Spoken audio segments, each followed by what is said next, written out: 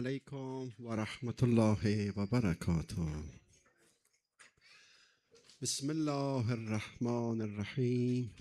الحمد لله رب العالمين بارئ الخلائق أجمعين باعث الأنبياء والمرسلين ثم الصلاة والسلام على سيدنا ونبينا ومولانا أبي القاسم محمد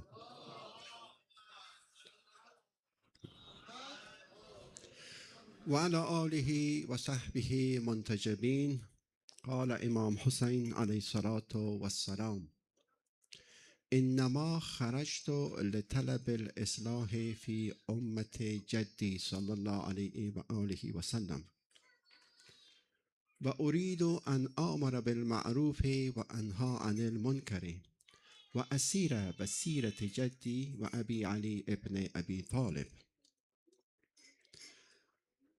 با توجه به این که فشارهای بر علیه پیروان اهل بیت در قسمت‌های مختلف از کشورها افزایش یافته، مخصوصا افغانستان، بنا به نقل خبر امروز اکسسل فشارها در حدی بوده که بعض علما را در کابل زندانی یا توقیف کردن، بازداشت کردن، بهتر است بگوییم بازداشت، دیتنشن یا دیتیند. و با توجه به اینکه یکی از سوء تفاهم ها در ارتباط با کلمه شیعه است، ابتدای صحبت من در این ارتباط متمرکز می سازم، ولی در قدم اول به انگلیسی صحبت می کنم، بعدا انشاءالله که این موضوع را و همچنان موضوع تاسوعا و سخن امام حسین علیه السلام مورد بحث و گفتگو قرار میدیم. Dear brothers and sisters, we need to focus about the terms, about the words. As a matter of fact, there is a science called terminology. And in terminology, we think and we ponder and we research about terms which are very common in a particular language. As a Muslim, we should know what is the meaning of Quran. And for that matter, we need to know also what is the meaning of Sunnah, what's the meaning of Shia, and so on and so forth. All of us know that Shia means follower, someone who belongs to a party, someone who accompanies someone. But that's not the whole story. This word Shia has been misunderstood in the history of Islam. And still it is misunderstood. So much so that there are some scholars and thousands of Muslims who think that the Shias were fabricated, were made by the Jews. And Abdullah ibn Sabah was behind the creation of the Shia. Of course, lots of highly qualified Ahl Sunnah scholars reject that notion or that perspective. And lots of the Islamic scholars say that as a matter of fact, nobody existed by the name of Abdullah ibn Sabah. And someone who fabricated him, Umar ibn Saif Tamimi, was anti-Ahl Bayt, anti-Shia. So from different angles, this notion and this claim is very weak. And most people don't buy it. But people who are not educated enough, who are not studious, they don't read, they don't listen, they don't ask questions, they admit it. And that's why when there was a war between Israel and a lot of Shia communities, a lot of people who thought that Shias are made by the Jews, they changed their mind. So much so that the Imam of Medina was crying and saying that we were wrong. We were making mistakes in regards to the Shias, in regards to the leaders of Shias. And because we practically see how strongly the Zionist regime is fighting against the Shias, how Americans are fighting. They're killing the leaders, they're killing the commanders, the scientists. So there is no way that we can say that the Shias are fabricated by Jews. As a matter of fact, from the beginning, especially Jews were more influential among our Ahl Sunnah brothers, and that's why Abu Hurairah is not welcome among the Shias, and so on and so forth. So, where the word Shia is coming from, this is a very important matter. Some people who are so nice and they say, forget about Shia and Sunni. Let's say we are Muslims. Don't promote sectarian tendencies and beliefs. That's also a good idea, but that's not the best idea. What is the best idea? Please keep in mind that it is illiberal to be too liberal. If someone is too open minded and too liberal, it is going to turn against liberalism, against being an open minded person. We need to know what the Prophet said. We need to find out what is the justification behind the existence of Shias. We need to know whether this kind of sectarian wars in the beginning of Islam and in the later centuries, even up until now, does it have any roots and political justifications? Yes, it does, in a way. How? Today, some Muslim Shia scholars were caught, detained in Afghanistan. The Tamaddun TV channel was shut down. And there are some people who want to close the university belonging to Khatam al Anbiya, a very great, very advanced and prestigious university and seminary. I've been there. I was visiting Shia, Sunni, and that was a very good actually moment when I was visiting those places. Lots of people from different races in Afghanistan, different sects, different denominations. Where is the word Shia is coming from? This is a very interesting and inspirational point that yes, we as Muslims are having a very deep root. The root of the word Shia is going to the mouth, to the tongue of Rasulullah. So it's not something as a so-called scholar by the name of Kasravi in Iran was saying that it was made, this term was made by at the time of Umayyads, because they were fighting against the people who were supporting Umayyad dynasty and the people who were supporting Imam Hussein and Alawis. There is also people like Zakir Naik. He is one of the international known speaker, and he attracts hundreds of thousands of audience. He says, there is no Shia Sunni in Islam. We are Muslim, that's it. And there are so many other great scholars, and they have good intentions, who say so, but they are wrong. Why they are wrong? Because the word Shia was used by Rasulullah. And it is mentioned in the very important books of the Ahl Sunnah like Sayuti, Bayhaqi, Ibn Asakir, Nasai, and so on and so forth. I have two books, and I show you the picture of this book. This book is written by my teacher, Dr. Zamani. And this book is about the word Shia in the Ahl Sunnah books quoted from Rasulullah. See? So this is a book, Shiayan Ali ibn Abi Talib, در کتب Ahl Sunnat. And in this book, the details have been given that this word have been used by the Prophet in the positive way. Like, وَالَّذِي نَفْسِي بِيَدِهِ إِنَّ هَذَا عَلِي وَشِيعَتُهُ أُمُ الْفَاهِزُونَ يَوْمَ الْقِيَامَةِ. By Allah, Rasulullah says that Ali and his followers will be successful ones in the hereafter, in the Qiyamah. So this word is not alien, it's not fabricated, it's not foreign, it's not a strange word. It was used by Rasulullah. Not only this book, there is also another book which is written by one of my friends, Shiatu Ali ibn Abi Talib fi kutub Ahl Sunnah in Arabic. I have both of these books in Sydney. And these books show with detail that the term Shia was used by Rasulullah. The political justification or analysis of this matter is the fact that in the history and even in contemporary world, when you look at the leaders, whether divine leaders or secular leaders, there are factions around them. There are sects around them. And once the leader pass away, there is sectarian battles, there is factional war, and this happened at the time of Rasulullah. So that's why someone, a great Ahl Sunnah scholar by Tabarani, quotes from Rasulullah that after me, the Muslims will have sectarian wars, but Ali and his ashab, in this source, the word is ashab, companion. Ali and his ashab or companions are right. Wasn't fighting between Imam Ali and Khawarij, between Imam Ali and Muawiyah, between Imam Ali and al-Mu'mineen Aisha? Yes. And this trend, unfortunately, is partially still continuing.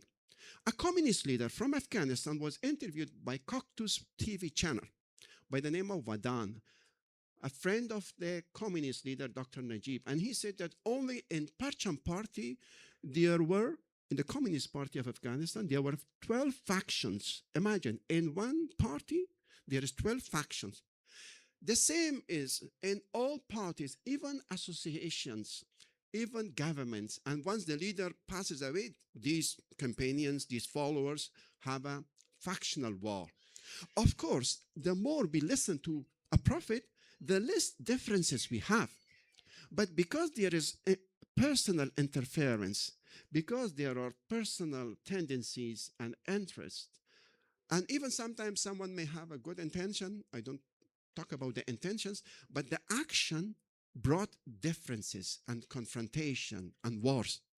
Because Rasulullah, imagine last night I was talking about the 12 Khulafa, 12 Amir, 12 Qayyim, 12 Imam, wanted the Muslim community to function on the basis of these leaders. And after these leaders, we would have had voting and counseling and parliamentarian system and so on and so forth.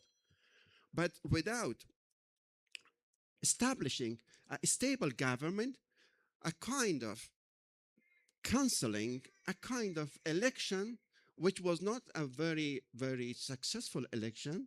I was quoting from the second caliph that don't resort again to that kind of choosing a leader, because that was a very sudden and hasty kind of decision. And Allah protect Muslims from that wrong action. So those kinds of policies were effective and changing the fate of Muslims in regards to security, safety, peace. And that's why we are commemorating Karbala, because something happened in Saqifa which led to the Ashura incident. So right from the beginning, if we go to the root, if the Muslims were listening to Rasulullah in a deeper level and degree, we would not have had these problems and confrontations. Two Muslim brothers fighting against each other. That's very sad. Why? Why we should fight with each other? We should fight with nobody. We are, principally speaking, a mercy upon everybody. And if somebody fights and attacks us, we defend. So the word Shia has a root. This is one point. And please study for yourself, because it's a very interesting point. And sometimes some people reduce Shia to bleeding during Ashura. Shia, bleeding. Shia, just self-infliction. But that's a very wrong mentality. Shia is Du'a Kumail. Shia means Nahj al-Balagha. Shia is Du'a Jawshan Kabir. Shia means Imam Hussein, Lady Zainab. These are the rituals and the slogans of Shia and Tashayyo. Not something like bleeding my body during Ashura, which a lot of the Maraji prohibit. They say, don't do it. That's why you don't do it here. And I appreciate people who go and give blood for a hospital instead of bleeding themselves. In case someone is so strongly serious and insisting, you can do it at their home. I even say don't do it at your home, but in case someone is so persistent, so strong and serious about it. So Shia as a root, this is one point. The other point is this school of thought is different from other school of thought. It's not a mazhab. What is it? It's not a mazhab like other mazahib. The other mazahib, the other Muslims are also good, no doubt about it. We don't say that just we go to the heaven. No, we think that righteousness and goodness is distributed among different parts of the world and community and people. But there are certain people and policies or a school of thought or a religion like Islam, which is at the top of the truth and righteousness. And the same applies with the school of thought of Ahlul Bayt. And that's why the school of thought of Ahlul Bayt is gaining ground and attracting lots and lots of Muslims towards it, especially in the recent time, and especially when the honesty and credential of the Shias are exposed when there was a resistance against Israel, against America. I was meeting a Sunni scholar. He is one of the best English speaker in the world. He speaks so fluent English that I love it. And probably you know him, he is living in Sydney by the name of Sheikh Jihad. He told me something which shocked me. I visited him and he said, when I came to know that the hadith which the Ahl Sunnah quotes, that inni tariku fikum al-thaqalain, kitab Allah wa sunnati, is a weak hadith. It is mawzu, it is fabricated. It is quoted by Imam Malik in Al-Mu'atta. It is not a valid hadith. All my beliefs collapsed. Everything collapsed because I have based my beliefs on a hadith which is made, which is fabricated, which is not right, which doesn't have foundation. And later I came to know that the valid hadith is إني تارك فيكم الثقلين كتاب الله وعترتي أهل بيتي. This is a valid hadith and quoted by Sahih Muslim and so many other valid sources.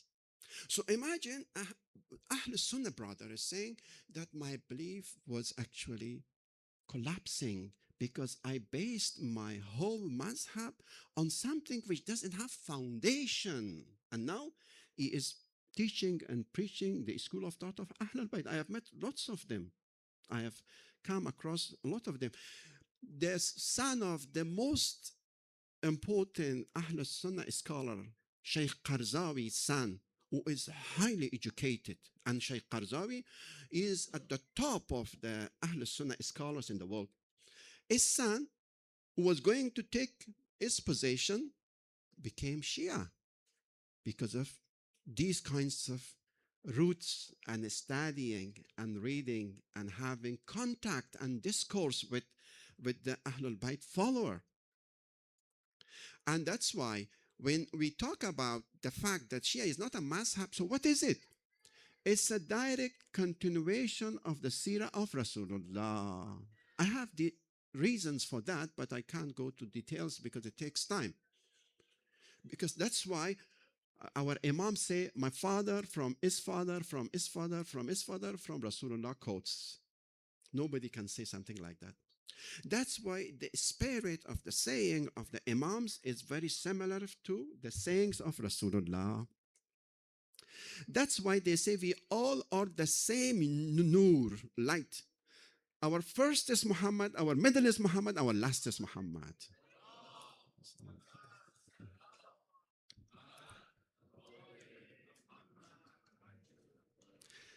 And that's why in the ayah of Muba'ila also ندعو أبناءنا وأبناءكم وأنفسنا وأنفسكم ونساءنا ونساءكم وأنفسنا وأنفسكم ثم نبتهل فنجعل لعنة الله على الكاذبين. So Quran says invite them to give a challenge and bring your sons, your ladies, and yourself. Imam Ali is described in this verse as the self for Rasul. Self means another version of myself. Another version of myself. It doesn't mean that Rasulullah and Imam Ali is equal. No, nobody is as great as Rasulullah. He is at the top.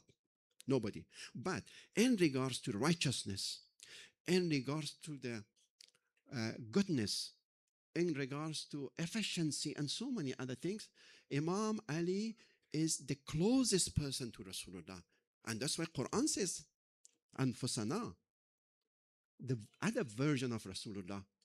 So that's why Imam Ali is called and admired by Rasulullah as a leader whose followers are also different and better than the other follower of other leaders. Please, please know the value of yourself. Please know the value of your beliefs. Someone by the name of Mr. Saqaf from Jordan, Ahl Sunnah scholar, said that when I searched about the hadith that I go but leave behind myself, Quran and Sunnah, he says, I came to know that the Amawi elements, agents have fabricated this hadith. See? So Ashura was there to protect and preserve the valid teachings of Rasulullah. And what's good about the valid and valuable teachings of Rasulullah? Otherwise, there are so many leaders in the world. We say that this is the best lifestyle. This is the best beliefs and deeds. Nothing comes close to it. And that's why nobody can be compared with Imam Ali alayhi salatu wassalam. So please appreciate and understand the value of Islam, which you do. That's why you're here. And definitely, I look at all of you as better than myself. Because see, this is the saying of Imam Riza alayhi salam, that you are not a very wise person unless you think anybody who come across you as a better person and more pious than you. So this is the mentality of Ahlul Bayt. There is no racism, no tribalism, no class preference. There is respect and dignity for the human being. Imam Ali says that something, if the Muslims practiced, the Muslims would have not been colonized. They would have not been struck by Israel in the South Lebanon, that even their mobile telephones were carrying explosives. See? This is sad, this is painful, but this is technology. This is technology. Good on you, Israel, that you're so capable that you put explosives in the mobile telephone. Imam Ali says that seek knowledge, educate yourself. Because if you seek knowledge, if you are educated, you will be able to be in an aggressive position. If you don't seek knowledge, if you don't educate yourself, you will be attacked. And that's why we have been attacked. We have been attacked by technology, by science. And this is common sense. But that mentality of Imam Ali alayhi salam was not practiced in the history of Islam, because the leaders were not as smart as Imam Ali. Okay? Imam Ali is the embodiment of the highest degree of knowledge, wisdom, education, morality, philosophy, poetry, fluency, eloquency, you name it. I just tell you one point and change my talk to Persian.